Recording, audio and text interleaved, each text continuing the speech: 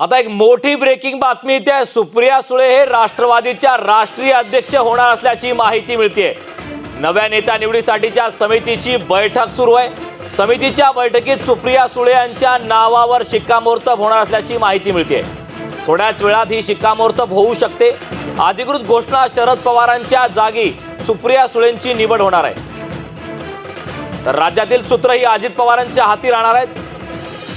राज्यातील सूत्र ही अजित पवारांच्या हाती राहणार असल्याची माहिती सूत्रांनी दिली आहे। अजित पवार हे मुख्यमंत्री पदाचा चेहरा असणार आहेत अशा प्रकारची देखील माहिती सूत्रांनी दिली। तर या संदर्भातली माहिती देण्यासाठी माझे सहकारी विलास आठवले माझ्यासोबत जोडलेले आहेत। विलासजी, खरं तर एक मोठी ब्रेकिंग बातमी आली आहे। सुप्रिया सुळे राष्ट्रवादीच्या राष्ट्रीय अध्यक्ष होणार असल्याची माहिती मिळते, काय सांगाल याबद्दल?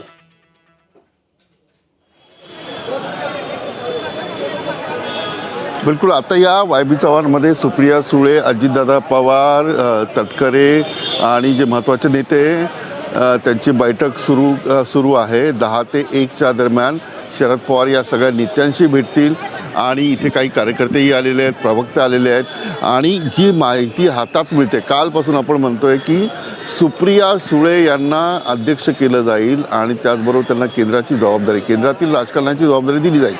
दुसरीकडे महाराष्ट्रातील जी जबाबदारी आहे ती अजित पवार यांच्याकडे दिली जाईल।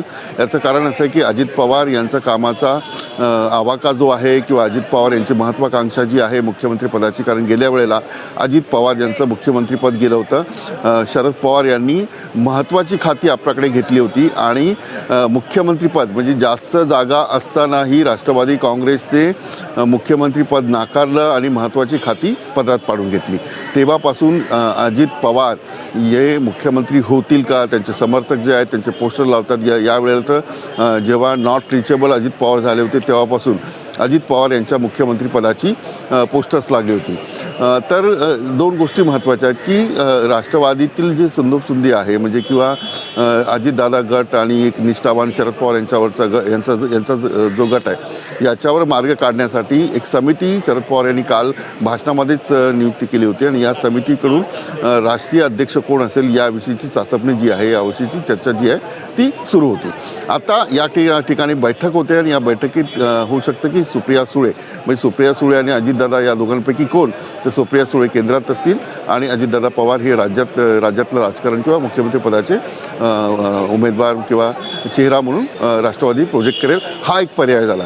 दुसरा पर्याय जो आहे की शरद पवार स्वतः घोषित केलेला जो निर्णय आहे तो मागे घेतील। पण दुसरा पर्याय काय, यात आत्तापर्यंतच्या चर्चेमध्ये किंवा छगन भुजबळ यांनी जे वक्तव्य केलं असेल किंवा जयंत पाटील यांचं वक्तव्य असेल किंवा अजितदादांची कालची जी बॉडी लँग्वेज होती ती जर आपण पाहिली तर ती बॉडी लँग्वेज हेच सांगते की हा निर्णय त्यांच्या कुटुंबामध्ये बसून झालेला आहे आणि कुटुंबात हे ठरलेलं आहे। कारण अजितदादा पवार यांनी सुप्रियाला तू गप्प बस अशा प्रकारचं भर चौघांमध्ये किंवा बैठकीमध्ये थांबवणं याचे हे संकेत आहे की हा निर्णय पवार कुटुंब आहे, वेगळं कुटुंब आहे, कुठलाही निर्णय करायचा असेल तर कुटुंबामध्ये केला जातो आणि नंतर तो बाहेर सांगितला जातो। कारण नक्कीच विलासजी, खरं तर नव्या नेता निवडीसाठीच्या समितीची बैठक सुरू असल्याची माहिती मिळते। या समितीमध्ये नेमके कुठले कुठले नेते आहेत याबाबतची नेमकी काय माहिती आहे?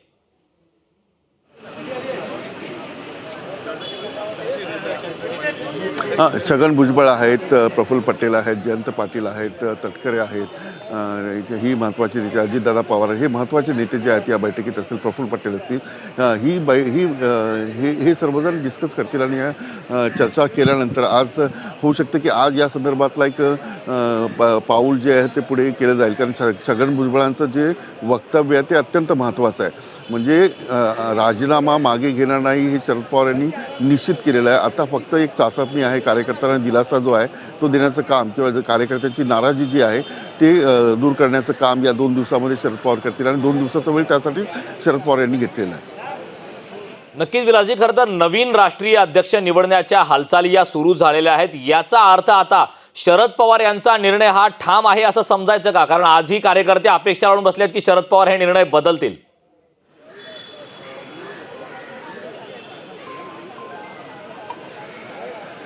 निश्चित आता चर्चा होणार आहे। ही चर्चा झाल्यानंतर आता सुप्रिया सुळे यांचं नाव चर्चेत आहे किंवा होऊ शकतं की प्रफुल्ल पटेल यांनाही अध्यक्ष केलं जाईल, कारण त्यांचे आणि भाजपचे जे संबंध आहेत ते जर आपण पाहिले तर येणाऱ्या काळामध्ये भाजपशी जुळून घेईल अशा प्रकारची कुठला नेता आहे का, तर तेही पाहण्याचा प्रयत्न केलेला. पण याच्यामध्ये एक अडचण अशी दिसते की सुप्रिया सुळे यांना कुठे ना कुठे ॲडजस्ट करावं लागेल, यांच्यावर कुठली ना कुठली जबाबदारी द्यावी लागेल, कारण सुप्रिया सुळे यांचं राजकारण पुढे करण्यासाठी शरद पवार यांनी स्वतः मेहनत केलेली आहे. इतकंच नाही तर सुप्रिया सुळे स्वतः राजकारणात आल्या आहेत अशा प्रकारचं एक प्रोजेक्शन करण्यात आलं अनेक वर्षापासून. त्यामुळे सुप्रिया सुळेंवर एक मोठी जबाबदारी असेल आणि अजितदादा पवार यांच्यावर एक मोठी जबाबदारी असेल. अजितदादा पवार ही यांच्याकडे जी जबाबदारी असेल ते मुख्यमंत्री पदाचा चेहरा जो आहे तो ठेवला जाईल आणि सुप्रिया सुळे यांना केंद्रातील राजकारण जे आहे ते देण्याचा प्रयत्न केला जाईल असं आत्ता तरी जे चर्चेतून येतं, जे नेते बोलतात, जे शरद पवार यांचे निकटवर्तीय बोलतात त्याच्यातून कळतं. नक्कीच विलासजी, खरं तर खासदार सुप्रिया सुळे ह्या राज्याच्या राजकारणात याआधीही सक्रिय नव्हत्या, त्या दिल्लीमध्येच सक्रिय होत्या आणि मात्र त्यांना काही जण हे पहिले महिला मुख्यमंत्री महाराष्ट्रातल्या अशा प्रकारचे त्यांच्याकडे बघितलं जात होतं. याबाबत नेमकं काय सांगाल?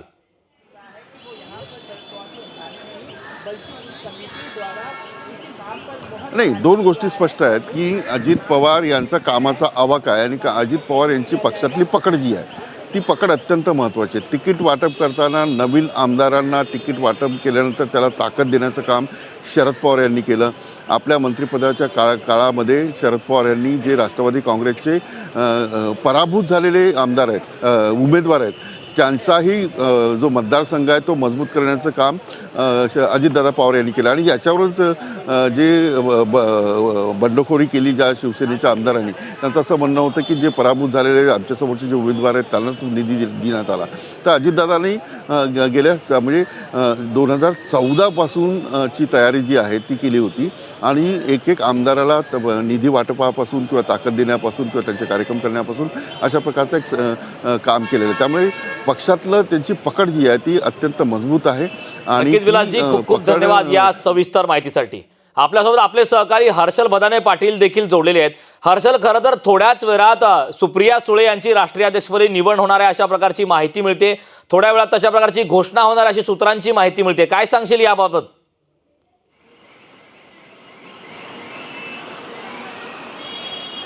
नाही, नक्कीच. खरं तर काल ज्या पद्धतीनं शरद पवारांनी जो बॉम्ब टाकला, आपण निवृत्त होतो या संदर्भात, आणि त्यानंतर मात्र कार्यकर्ते जे आहेत हे कुठेतरी नाराज असल्याचं बघायला मिळाले आणि आजही शरद पवार यांची बैठक सुरू आहे. शरद पवारांनंतर राष्ट्रीय अध्यक्ष नेमकं कोण होणार याची जोरदार चर्चा मागच्या 2 दिवसापासून सुरू होती.